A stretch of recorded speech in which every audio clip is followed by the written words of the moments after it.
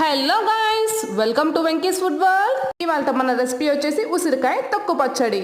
చాలా అంటే చాలా బ్రహ్మాండంగా ఉంటుంది. విటమిన్ సి అధికంగా ఉండే పచ్చడి ఏ విధంగా చేసుకోవాలో ముందుగా ప్రాసెస్ చూసేద్దాం. ఈ విధంగా నేను ఉసిరికాయలు తీసుకుంటున్నానండి. గ్రామ్స్ లో అయితే 250 గ్రామ్స్ తీసుకుంటున్నాను. ఈ విధంగా తీసుకొని ఒక బౌల్లో వాటర్ వేసుకొని బౌల్లోకి వేసుకుందాము.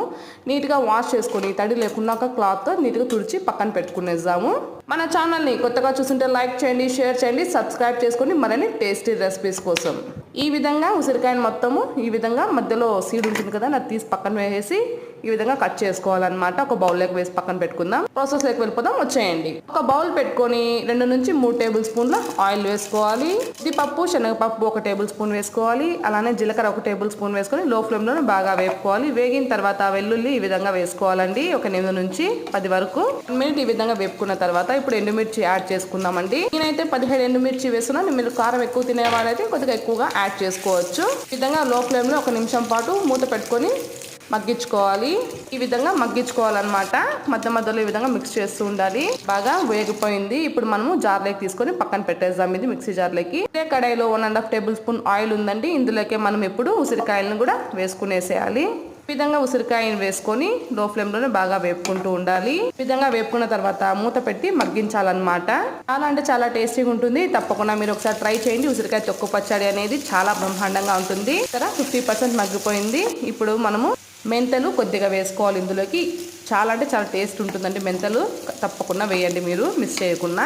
వేసుకొని ఈ విధంగా లో ఫ్లేమ్ లో బాగా వేపుకోవాలి. చిటికెడు పసుపు కూడా వేసుకోవాలి. బాగా వేపుకున్న తర్వాత రుచికి తగినంత సాల్ట్ కూడా ఇందులోకి యాడ్ చేసుకుందామండి.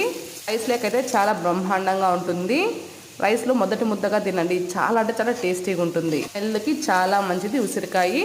తప్పకుండా మీరు ఒకసారి ఈ విధంగా ట్రై చేయండి. అలానే దోశ, ఇడ్లీలకు కూడా చాలా బ్రహ్మాండంగా ఉంటుంది. ఈ పచ్చళ్ళు వాటర్ అనేది వేయం కాబట్టి 1 మంత్ అయినా నిలువ ఉంటుందండి. బయట పెట్టుకుంటే 7 డేస్ బాగుంటుంది. 100% ఉసిరికాయ ఉడికిపోయిందండి.